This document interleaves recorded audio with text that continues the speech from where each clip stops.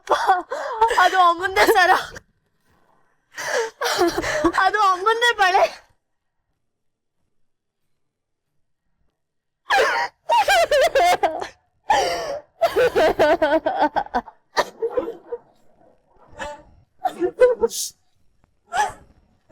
ಹೆಸರಾಂತ ಉದ್ಯಮಿ ಸತ್ಯರಾಜು ಅವರ ಮಗಳಾದಂತ ಶ್ರೀಮತಿ ಶ್ರೀ ಲಕ್ಷ್ಮೀ ದೇವಿಯವರು ಕಳೆದ 3 ವರ್ಷಗಳಿಂದ ಕಾಣೆಯಾಗಿದ್ರು ಅನ್ನೋ ಮಾಹಿತಿ ಇತ್ತು.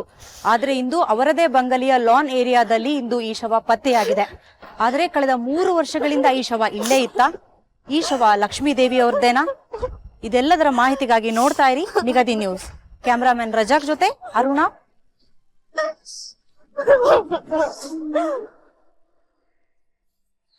ಕ್ರೈಮ್ ಇತಿಹಾಸದಲ್ಲಿ ಕೊಲೆ ಅಂತ ಆದ್ರೆ ಒಂದು ಪ್ರೀತಿಗೆ ಅಥವಾ ದ್ವೇಷಕ್ಕೆ, ಒಂದು ಹೆಣ್ಣಿಗೆ ಅಥವಾ ಹಣಕ್ಕೆ, ಒಂದು ಹೆಸರಿಗೆ ಅಥವಾ ಆಸ್ತಿಗೆ. ಇದೊಂದು ಅಸಾಧಾರಣವಾದ ಕೇಸ್ ಹಲವಾರು ಕಾರಣದಿಂದ.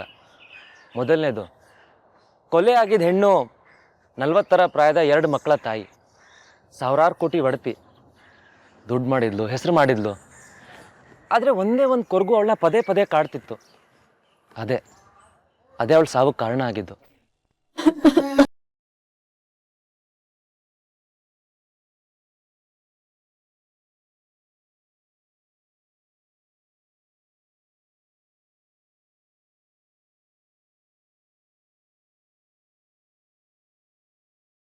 ಅಕ್ಕ ಅದು ಅಮ್ಮನೇ ಅಲ್ವಾ ಅಕ್ಕ?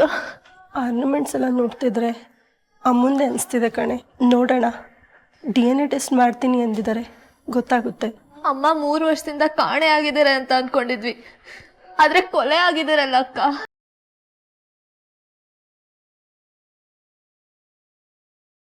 ನೋಡು, ಅವನು ಯಾರೇ ಆಗಿರಲಿ ಅವನ್ನ ಮಾತ್ರ ಸುಮ್ಮನೆ ಬಿಡಲ್ಲ. ನನ್ನ ಕೈಲಿ ಅವನು ಬಚಾವಾಗಕ್ಕೆ ಸಾಧ್ಯ ಇಲ್ಲ.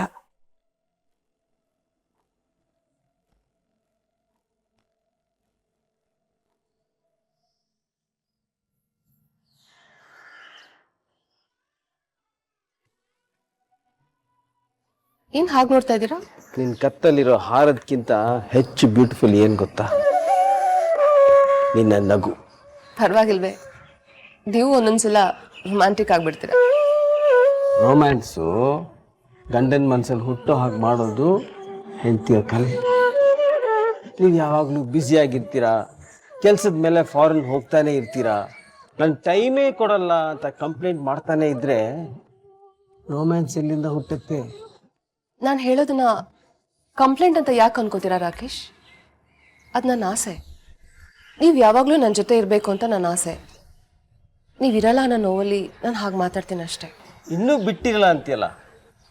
ನಮಗೆ ಮದುವೆ ಆಗಿ 20 ವರ್ಷ ಆಗಿದೆ, 2 ದೊಡ್ಡ ಹೆಣ್ಮಕ್ಳಿದ್ದಾರೆ. ನನಗೆ ಗೊತ್ತು, ನಾವು ಬದುಕೋ ದಿನಗಳು ಕಮ್ಮಿ ಆಗ್ತಿರ್ಬೋದು, ಆದರೆ ಆಸೆಗಳು ಕಮ್ಮಿ ಆಗ್ತಿಲ್ಲ. ನನಗೆ ನನ್ನ ಜೀವನದಲ್ಲಿ ಎಲ್ಲ ಇದೆ, ಆದರೆ ಒಂದು ಆಸೆ ಮಾತ್ರ ಹಾಗೆ ಉಳ್ಕೊಂಡ್ಬಿಟ್ಟಿದೆ. ಅದನ್ನು ಪೂರೈಸಿ ಪ್ಲೀಸ್. ಮತ್ತೆ ಅದೇ ಟಾಪಿಕ್ ಬರ್ತೀಯಲ್ಲ ಶ್ರೀಲಕ್ಷ್ಮಿ. ಯಾಕೆ ನಿಮ್ಗೆ ಆಸಕ್ತಿ ಇಲ್ವಾ? ಹೆಣ್ಣಿನ ಬಗ್ಗೆನೇ ಆಸಕ್ತಿ ಇಲ್ವೋ ಅಥವಾ ಹೆಂಡತಿ ಬಗ್ಗೆ ಮಾತ್ರನಾ? ಈ ಮಾತೇ ನೋಡಿ ನನಗೆ ಇರಿಟೇಟ್ ಮಾಡೋದು. ದೊಡ್ಡ ಮಗಳು ಸುನೀತಾಗೆ 19 ವರ್ಷ, ಚಿಕ್ಕವಳಿಗೆ 17 ವರ್ಷ. ಈಗ ಯಾಕೆ ಬೇಕಿದ್ದಲ್ಲ? ಬೇಕು, ಬೇಕೇ ಬೇಕು. ನನಗೆ ಒಂದೇ ಒಂದು ಗಂಡು ಮಗು ಬೇಕು. ಶ್ರೀ, ಅರ್ಥ ಮಾಡ್ಕೋ, ಇದು ಟೈಮು ಅಲ್ಲ, ವಯಸ್ಸು ಅಲ್ಲ. I don't care. ನಮ್ಮ ಟೈಮ್ ಬಗ್ಗೆ, ವಯಸ್ಸಿನ ಬಗ್ಗೆ ಬೇರೆಯವ್ರು ಹೇಳೋ ಅಗತ್ಯ ಇಲ್ಲ. ನಮ್ಮ ಮನ್ಸಿಗೆ ಏನು ಅನ್ಸುತ್ತೋ ಅದು ಮುಖ್ಯ. ಈಗಲೂ ಟೈಮ್ ಇದೆ.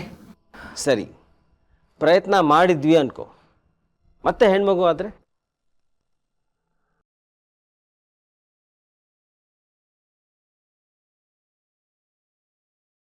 ಓ, ಪುತ್ರಾನಂದ ಸ್ವಾಮೀಜಿ, ಕೂತ್ಕೊಳ್ಳಿ.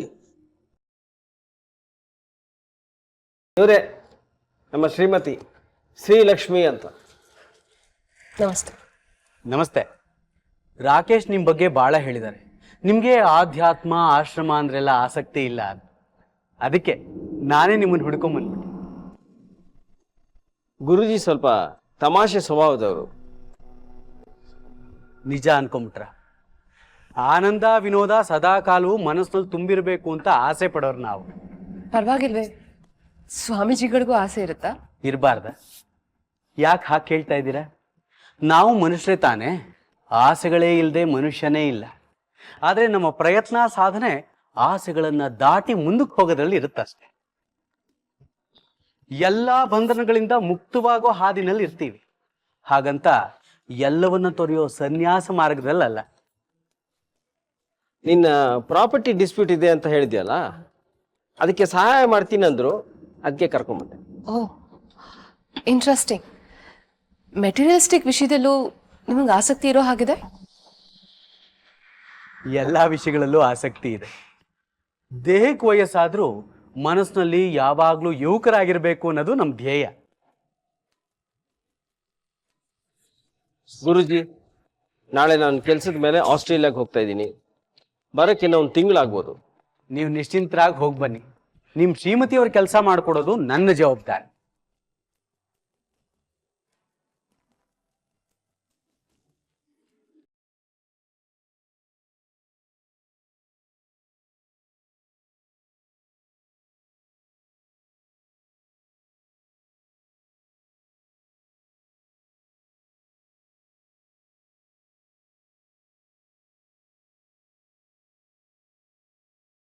ನಿಮ್ದೇನೂ ತಪ್ಪಿರ್ಲಿಲ್ಲ ಅಪ್ಪ. ನೀವು ಅಂದ್ಕೊಂಡಿದ್ದೆ ಒಂದು, ಇಲ್ಲಾಗಿದೆ ಇನ್ನೊಂದು. ನಾವು ಅವತ್ತು ನಿಮ್ಮ ಜೊತೆ ಇದ್ವಿ, ಇವತ್ತು ನಿಮ್ಮ ಜೊತೆನೇ ಇದ್ದೀವಿ. ಅಮ್ಮನ ಸಾವಿಗೆ ಕಾರಣ ಆದವನ್ನ ಸುಮ್ಮನೆ ಬಿಡಬಾರ್ದಪ್ಪ. ಆ ವ್ಯಕ್ತಿಗೆ ನಾವೆಲ್ಲ ಸೇರಿ ಶಿಕ್ಷೆ ಕೊಡ್ಸೋಣ.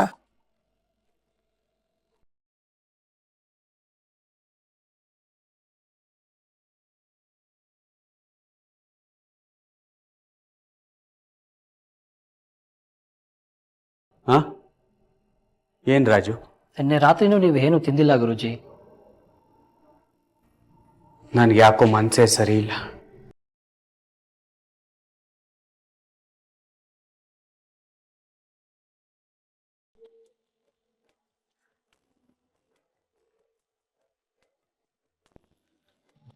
ಏನು, ಎಲ್ಲೋ ಹೊರಗಡೆ ಹೋಗೋದಕ್ಕೆ ಸಿದ್ಧವಾಗ್ತಿರೋ ಹಾಗಿದೆ?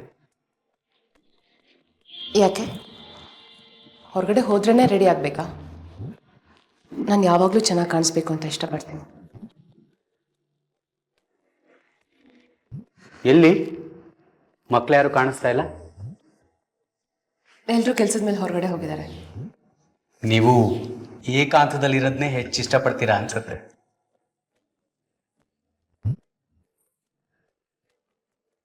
ಸಾಂಗತ್ಯದಲ್ಲಿ ಸ್ವಾರಸ್ಯ ಇರಬೇಕು, ಇಲ್ಲ ಅಂದರೆ ಏಕಾಂತದಲ್ಲಿರೋದೇ ಬೆಟ್ರ್.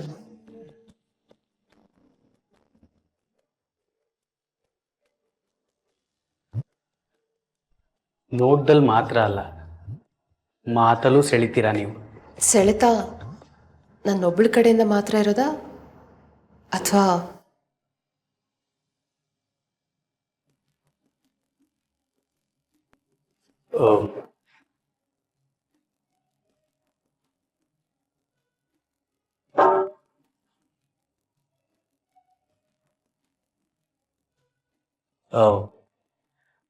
ನಾನಿಲ್ಲಿಗೆ ಬಂದಿರೋ ಉದ್ದೇಶ ನಿಮ್ಮ ಪ್ರಾಪರ್ಟಿ ಡಿಸ್ಪ್ಯೂಟ್ ಬಗೆಹರಿಸ್ತೀನಿ ಅಂತ.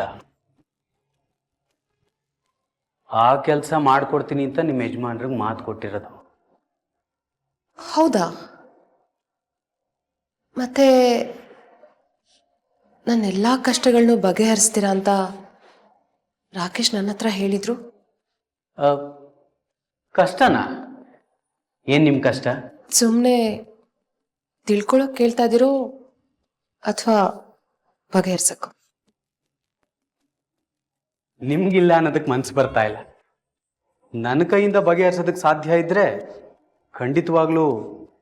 ಬರೀ ಆಧ್ಯಾತ್ಮ ಮಾತ್ರ ಅಲ್ಲ, ಎಲ್ಲ ವಿಷಯದಲ್ಲೂ ಆಸಕ್ತಿ ಇರೋರು, ಮನಸ್ಸಿನಲ್ಲಿ ಯುವಕರು ಅಂತ ನೀವು ಹೇಳಿದ್ದು ನನ್ನ ಮನಸ್ಸಿನಲ್ಲಿ ಹಾಗೆ ಕೂತ್ಬಿಡ್ತು.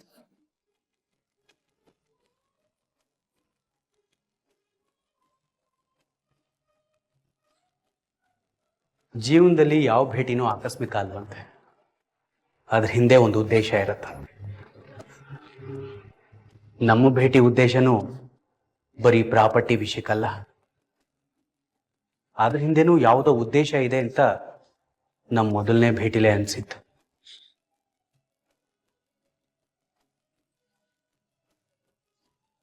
ಹಾಗಾದ್ರೆ ಏನಿರ್ಬೋದು ಆ ಉದ್ದೇಶ? ಮಾತು ಆಲೋಚನೆ ಎರಡೂ ನನ್ನ ನಿಗ್ರಹ ಮೀರ್ತಾ ಇದೆ.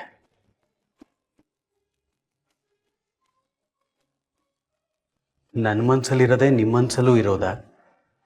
ನಿಮ್ಮ ಅಂತ ಹೇಳ್ಬೇಡಿ ಆನಂದ್. ಜೀವನದಲ್ಲಿ ನನಗಿರೋದು ಒಂದೇ ಆಸೆ, ಒಂದು ಗಂಡು ಮಗುಗೆ ತಾಯಿ ಆಗಬೇಕು ಅಂತ. ಹೇಳಿ ಆನಂದ್, ನನ್ನ ಆಸೆ ನೆರವೇರುತ್ತಾ? ಅದು ನೆರವೇರ್ಬೇಕು ಅಂದ್ರೆ ಹೇಳಿ, ಏನ್ ಮಾಡಬೇಕು?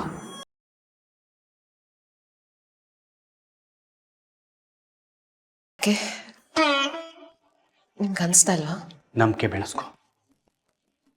ಮನಸ್ಸು ಪದೇ ಪದೇ ಯಾವುದನ್ನ ಆಸೆ ಪಡುತ್ತೋ ಅದು ನೆರವೇರುತ್ತೆ.